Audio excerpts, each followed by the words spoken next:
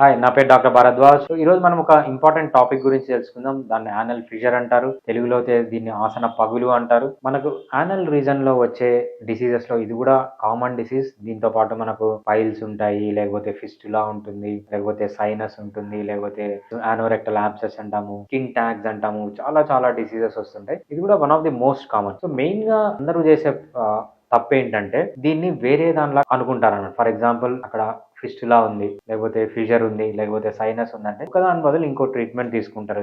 ఇది ఎలా జరుగుతుంది, ఎందుకు జరుగుతుంది అంటే మెయిన్ గా యూట్యూబ్ లో ఏదో డాక్టర్ చెప్పిందో లేకపోతే బాబా చెప్పిందో విని వీళ్ళు ఓన్ గా ట్రీట్మెంట్ చేసుకుంటూ ఉంటారు. ఇంకోటి గూగుల్లో చూసి ఓన్ గా ట్రీట్మెంట్ చేసుకుంటూ ఉంటారు. ఇక్కడ డిసీజ్ ఒకటి ఉంటే వీళ్ళు ఇంకోటి అనుకొని ట్రీట్మెంట్ చేసుకుంటారు. అందుకు చిన్న చిన్న డిసీజెస్ అని ఇటువంటి చిన్న అంటే ఎర్లీ స్టేజ్ లోనే కనుక కరెక్ట్ డయాగ్నోస్ చేస్తే ఈజీగా క్యూర్ అయ్యే డిసీజ్ ని చాలా రోజులు కొన్ని సంవత్సరాల తర్వాత పొడిగించుకుంటూ ఉంటారన్నమాట. దానికి మెయిన్ రీజన్ ఏంటంటే అక్కడ ఒక డిసీజ్ ఉంటే ఇంకో డిసీజ్ అనుకుని ట్రీట్మెంట్ తీసుకుంటారు. ఈ డిసీజ్ లో కూడా కామన్ గా చాలా మంది చేసే తప్పు ఇదే. సో అసలు ఇది రెండు మగవాళ్ళలో వస్తుంది, ఆడవాళ్ళలో వస్తుంది. ఎక్కువ ఇది మనకు 15 ఇయర్స్ నుంచి 40 ఇయర్స్ ఏజ్ వరకు చాలా ఎక్కువగా వస్తుంది. అసలు మెయిన్ సిమ్టమ్స్ ఏంటి, ఈ డిసీజ్ ని ఎలా కనబెట్టాలి అంటే పెయిన్ ఉంటుంది, బ్లీడింగ్ ఉంటుంది. సో ఈ పెయిన్ బ్లీడింగ్ అనేది ఎప్పుడు ఉంటుంది అంటే ఒకసారి మోషన్ పాస్ చేసిన తర్వాత నుంచి మోషన్ పాస్ చేసే టైంలో ఉంటుంది. మోషన్ పాస్ చేసిన తర్వాత చాలా టైం వరకు ఈ పెయిన్ అనేది ఉంటుంది అనమాట. ఇంకొకటి ఏంటంటే ఈ ప్రాబ్లం ఉన్నప్పుడు ఈ మోషన్ పైన స్ట్రీక్స్ అంటే ఆ మోషన్ పైన చారల్లాగా బ్లడ్ వస్తుంది అనమాట. అంటే డ్రాప్స్ రాకుండా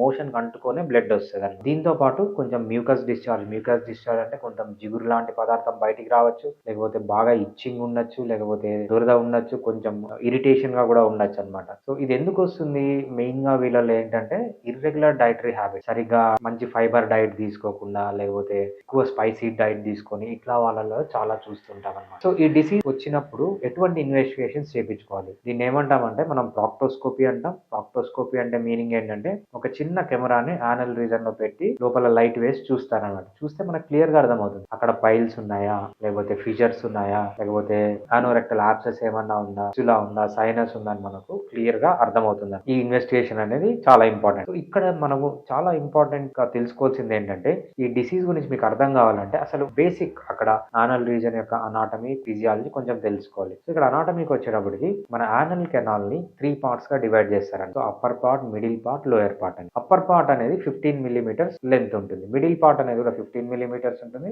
లోయర్ పార్ట్ 8 మిల్లీమీటర్స్. ఇది మెయిన్ గా జరిగేది ఏంటంటే అప్పర్ పార్ట్ లో ఏమవుతుందంటే మనకు వర్టికల్ మ్యూకోజల్ ఫోల్డ్స్ ఉంటాయి అనమాట. అదే విధంగా హారిజాంటల్ మ్యూకోజల్ ఫోల్డ్స్ రెండు ఉంటాయి. సో ఎప్పుడైతే ఈ హారిజాంటల్ మ్యూకోజల్ ఫోల్డ్స్ ఉంటాయో మోషన్ గట్టిగా వచ్చింది అనుకోండి, ఈ ఫోల్డ్స్ అనేవి కట్ అవుతాయి. అక్కడ చిన్న లీజన్ లాగా వస్తుంది, లీజన్ లాగా వచ్చి అలా పెయిన్ఫుల్ గా తయారవుతుంది అనమాట. ఎందుకు పెయిన్ఫుల్ గా అంటే ఇక్కడ నర్వ్ సప్లై చాలా రిచ్ గా ఉంటుంది, అంటే సొమాటిక్ నర్వ్ సప్లై అనేది చాలా రిచ్ గా ఉంటుంది, అందుకు చాలా పెయిన్ఫుల్ గా ఉంటుంది. సో ఇది మెయిన్ రీజన్ ఏంటంటే కాన్స్టిపేషన్ ఉండడం వల్ల, లేకపోతే హెమరాయిడ్స్ వల్ల, స్ట్రిక్చర్ అంటే యానల్ కెనాల్ బాగా క్లోజ్ అయిపోయి స్టీనోస్ అయిపోయి అంటే దగ్గరకు వచ్చేసిన దాని వల్ల ఇది మెయిన్ గా చూస్తాం అన్నమాట. అక్కడ పాథాలజీ ఏం జరుగుతుంది, పాథాలజీ అంటే ఈ ప్రాబ్లం ఉన్న వాళ్ళ యానల్ కెనాల్ లో ఎటువంటి చేంజెస్ వస్తాయి. బేసిక్ గా ఇది 2 టైప్స్ ఉంటాయి, అక్యూట్ అంటాము, క్రానిక్ అంటాం. అక్యూట్ అంటే ఏంటంటే బిలో 6 వీక్స్ మీకు పెయిన్ స్టార్ట్ అయ్యి 6 వీక్స్ కంటే ముందు ఉంటే దాన్ని అక్యూట్ అంటాం, 6 వీక్స్ దాటిన తర్వాత క్రానిక్ అంటాం. అసలు ఇది క్రానిక్ అక్యూట్ అని ఎట్లా డిసైడ్ చేయాలి అంటే, సో ఎప్పుడైతే మనం ఆ ప్రాక్టోస్కోపీ కెమెరా పెట్టి చూస్తామో అక్యూట్ లో ఏమవుతుందంటే ఇంకా రెడ్ గా ఉంటుంది, అంత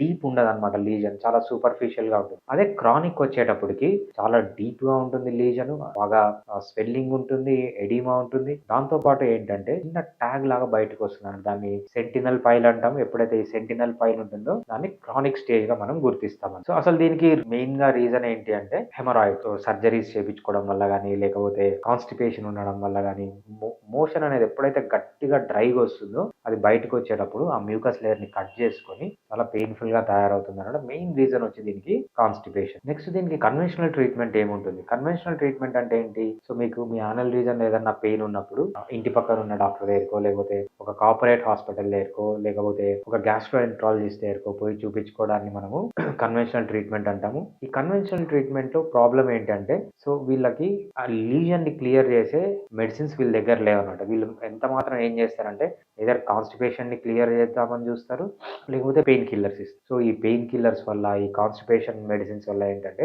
చాలా సైడ్ ఎఫెక్ట్స్ ఉంటాయి. ఈ పెయిన్ కిల్లర్స్ వల్ల ఏంటి, మీకు లివర్ దెబ్బ తినొచ్చు, కిడ్నీ దెబ్బ తినొచ్చు, నర్వ్స్ దెబ్బ తినొచ్చు, చాలా ప్రాబ్లమ్స్ ఉంటాయి మనకు ఈ పెయిన్ కిల్లర్స్ వాడడం వల్ల. బేసిక్ గా అసలు ఏం జరుగుతుంది, ఎందుకు వీళ్ళకి మోషన్ టైట్ గా వస్తుంది అంటే సమ్ పాథాలజీ బాడీలో ఉంది. ఆ పాథాలజీని క్లియర్ చేసే మెడిసిన్స్ వీళ్ళ దగ్గర లేవని. అదే హోమియోపతికి వచ్చారనుకోండి, హోమియోపతిలో ఎటువంటి సైడ్ ఎఫెక్ట్స్ లేకుండా ఆల్రెడీ మీకు ఈ ఫీజర్ ఉన్న కంప్లీట్ క్లియర్ చేసుకోవచ్చు, అంటే మీ పాత స్టేజ్కి వెళ్ళొచ్చు. అదే విధంగా ఒకసారి పోయిన తర్వాత మళ్ళీ మళ్ళీ రాకుండా ఈ ఫీజర్ ని ప్రివెంట్ చేయొచ్చు అనమాట. అంతేకాకుండా అసలు ఎందుకు రీజన్ ఏంటి, మెయిన్ గా కాన్స్టిపేషన్ అనే దాన్ని కూడా హోమియోపతిలో చాలా ఎక్సలెంట్ గా హ్యాండిల్ చేయొచ్చు. ఇవన్నీ without side effect, even single side effect కూడా లేకుండా మనం హోమియోపతిలో ఈ ఫీజర్స్ అనేవి చాలా బాగా ట్రీట్మెంట్ చేస్తాం. Thank you.